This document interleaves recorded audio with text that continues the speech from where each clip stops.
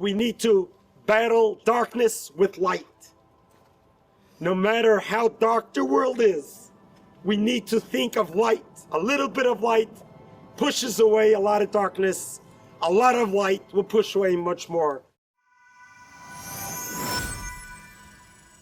Welcome back to episode 5, reliving and sharing with you the journey of surviving the mass shooting at America's second synagogue mass shooting in all history that happened on April 27, 2019, Saturday morning, the last day of Passover.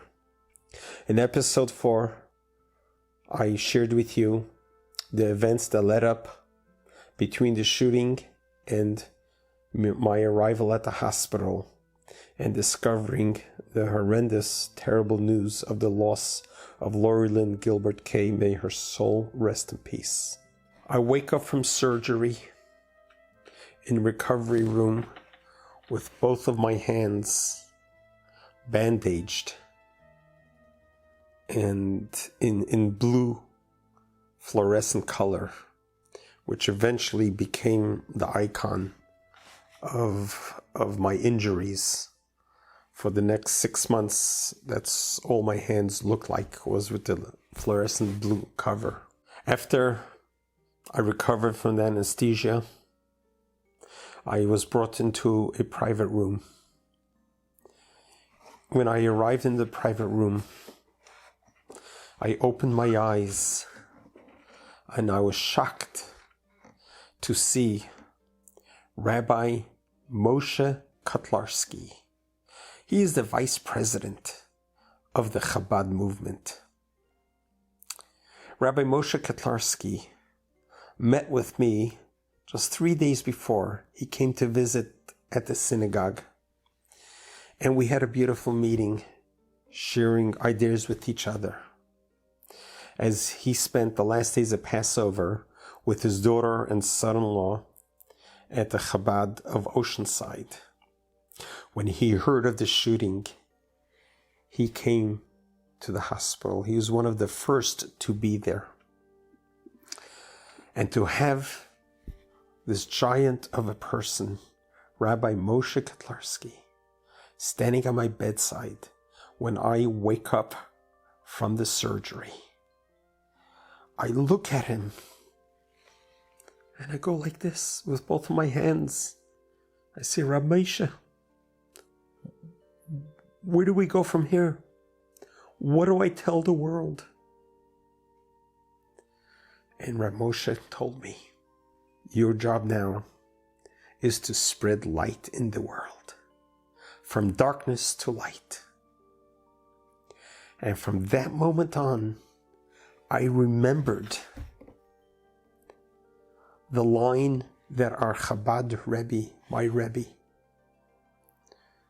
has taught us. If a little bit of light pushes away a lot of darkness, how much more light? That became my tagline. To realize that there was a momentarily darkness,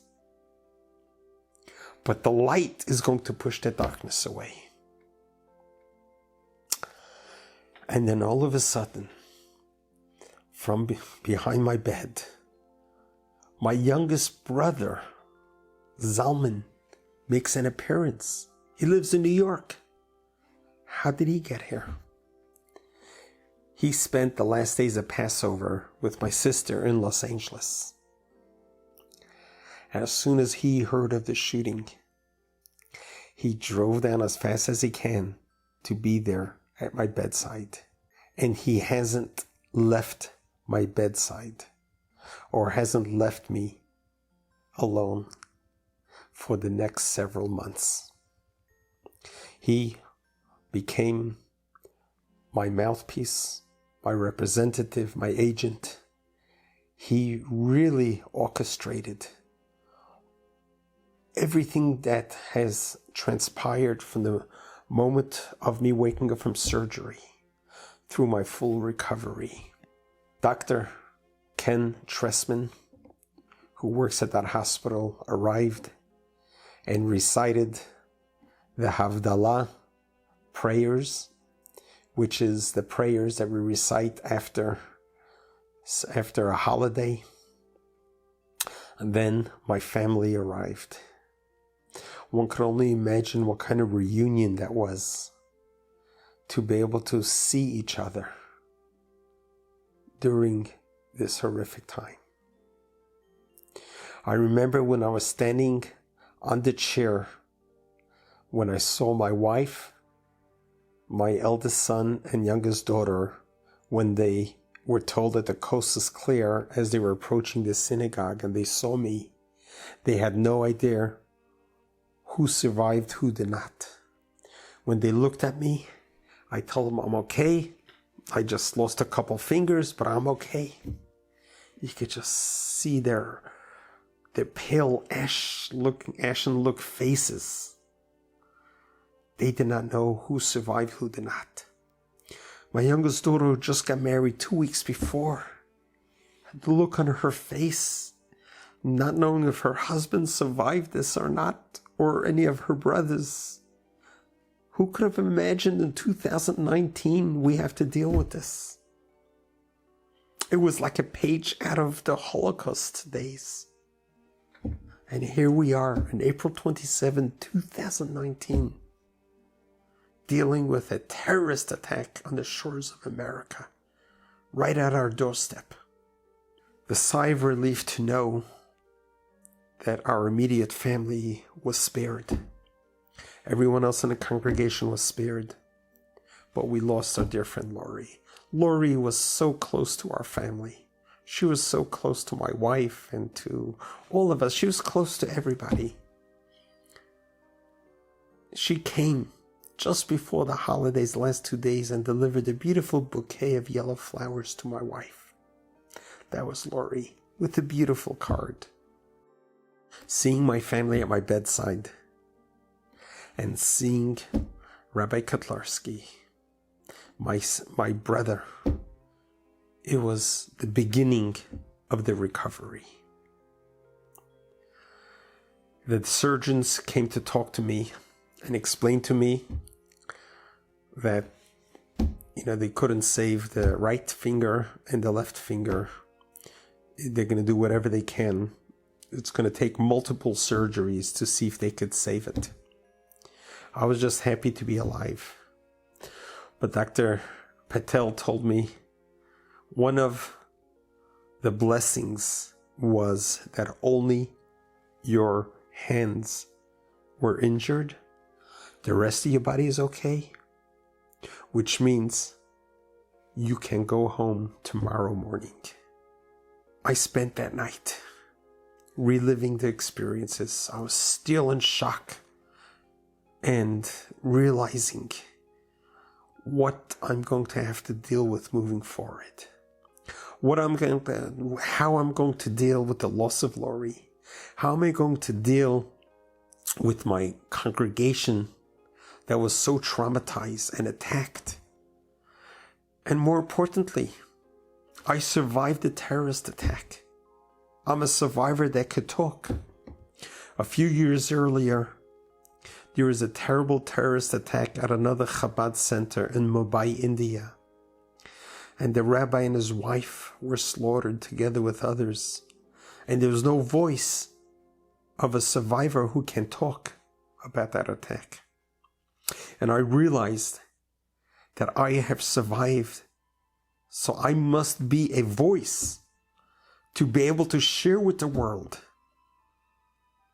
what just happened, and to bring a message to the world, and to bear my heart and soul to the world, and to take this opportunity that God has given me to spare my life, to be able to inspire others, and to do whatever I can to lift up the spirits of my congregation, my family members, and the Jewish world.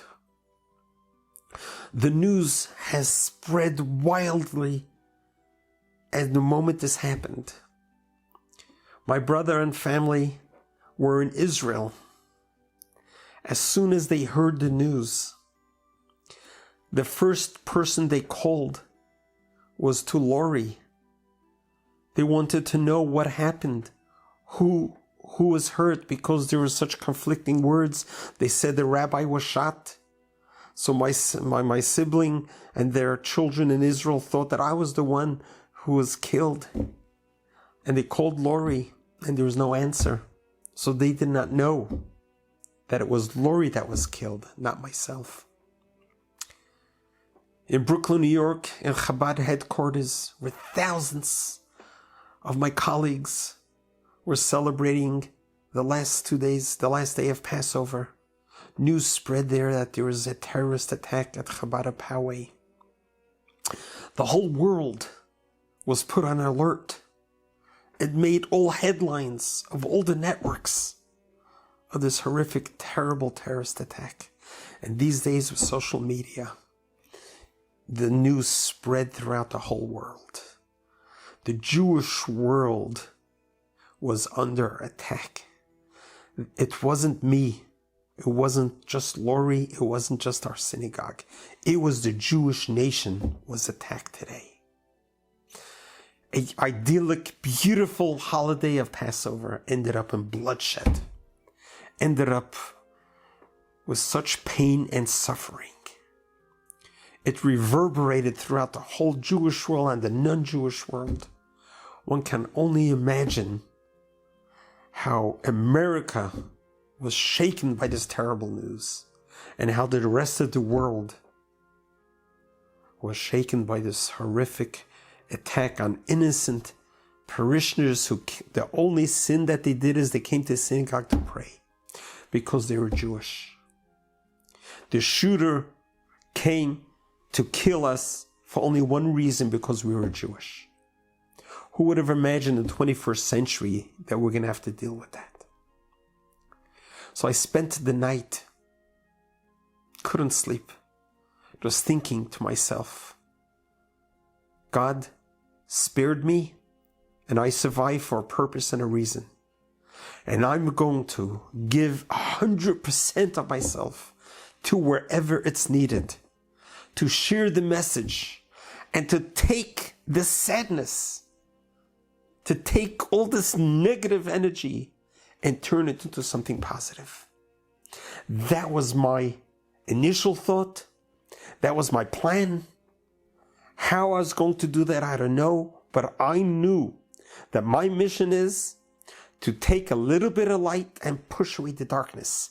And to utilize my survival, not about me, but about a message. A message that the world needs to hear. A message that the world is going to hear. What it means to survive from a mass shooting and to come out standing tall and standing with a message that needs to be said, that needs to be heard, that will hopefully bring a change to the world for now and forever. At the time, I did not realize that someone recorded a message when I was still in surgical scrubs, in the gown that they put me on. And those were words just came out of my mouth, partially still with the anesthesia, but it just came out, a natural reflex of what would I, as a rabbi who grew up with my Rabbi, what would I say? What would he want me to say? What would come out of my mouth? And there's nothing, I didn't have the capacity to process what to say. It just came out naturally. And that was the beginning of setting the foundation of recovery, of helping a congregation to recover from a mass shooting and helping the world, because I knew that I'm going to end up on the world stage and I am going to be given the responsibility to represent our congregation, to represent our community, Lori Kaye, and this is going to be the face that the world is going to see, that I am going to have to turn this event from darkness to light, from a curse to a blessing. And that's when I pray to God, give me the words, give me the wisdom, give me the knowledge, so that I can deliver and give a message to the world that will make a difference, that will touch the world, and have a chance of turning this tragedy, turning this darkness to a greater and a bigger light.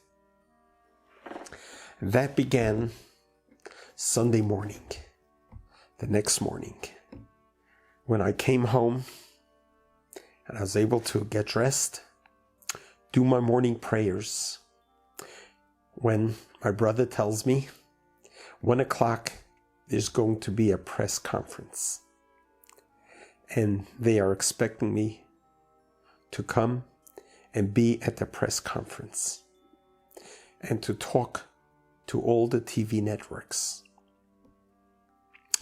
I had no script, I had no coach, I had no manager, I had no one to tell me what to say.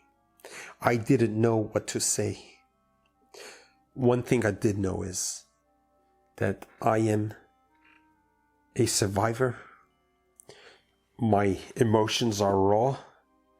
Organically, I'm going to share with the world what my soul wants me to say. Prior to the press conference, my doorbell rings, and Lori's husband, Howard, is at the door. I just couldn't handle it anymore. Here is Howard. Howard is a brother to me. Howard was an uncle to my kids. Howard spent every single Saturday afternoon after services came with me to my house to eat together, to drink together. Almost every holiday meal we were together. He's part of our extended family. His loss was our loss. I went outside to greet him in the patio. He gave such a shriek of anguish, of pain. I hugged him so tight, like I would hug a brother. What do you say to someone who not only his wife was murdered, but he went to try to resuscitate her? He was there. No words. I just hugged him. I gave him such a kiss of love and encouragement and compassion. I came back in the house and got ready to go down to the press conference. I go down to the press conference, amazed to see how many people were there. Besides all the TV networks, to see members of the congregation, friends, close friends, friends that I have known over decades that I have been there, are standing there. I approached the podium with all the microphones, all the cameras at me. Both of my hands were bandaged in this fluorescent blue bandages. And I just spoke the words as if God is talking through me. That's what I asked him to do. And the Rabbi would say, we all need to teach everyone, no matter what religion you're from. We need to do random acts of kindness. We need to tilt the scale. There's so much darkness now in the world, but you and I have the ability to change. We need to perhaps consider reintroducing in our public school system a moment of silence, where children can start the day with pausing and thinking, why am I created? Why am I here? And what am I going to do? This Friday night, this Saturday, go to your synagogue. We need to fill up those rooms. We need to show them that terrorism, evil will never prevail. Let's fill up the synagogues. Let's stand tall. And I explained what happened here 24 hours ago was a moment of darkness. But a little bit of light pushes away a lot of darkness. So what we need to do moving forward is to create more light in the world, is to elevate Lori's soul to higher levels. To take the loss of Lori, the tragic slaughtering and killing of this beautiful soul, and use that negative darkness, transform it in action of light. And I encourage everyone to begin taking upon themselves to do a positive act, whether it's random acts of kindness. For all the women to begin lighting Shabbat candles Friday night.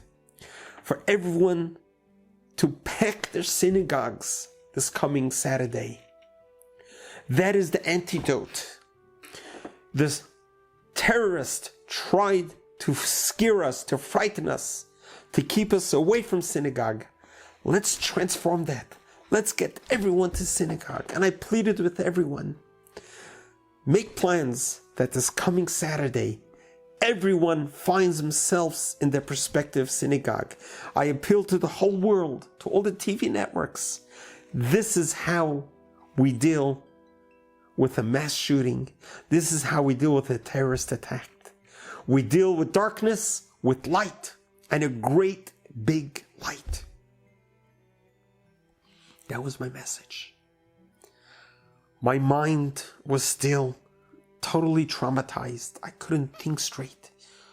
Everything that was coming out of my mouth was just organically from my soul. Pure words from my heart, from my soul. Whatever my soul needed me to say, I said, hoping, humbly, if God chose me to survive this shooting, He must have chose me for a reason.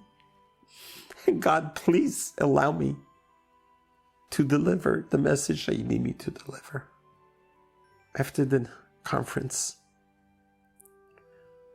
I made my way through the crowd, getting hugs from everybody. Total strangers, closest of members. And I made my way back home. In episode 6, I'm going to share with you the most incredible phone calls I received, the messages I received, and how this story traveled in all the major networks who ended up at our home to interview me with some incredible conversations. I also want to share with you what happened the next day, Monday, at Lori's funeral and memorial service. Please subscribe to this channel so that you can be notified when episode 6 will be ready for presentation. Thank you for traveling with me through this terrible event from darkness to light. God bless you. God loves you.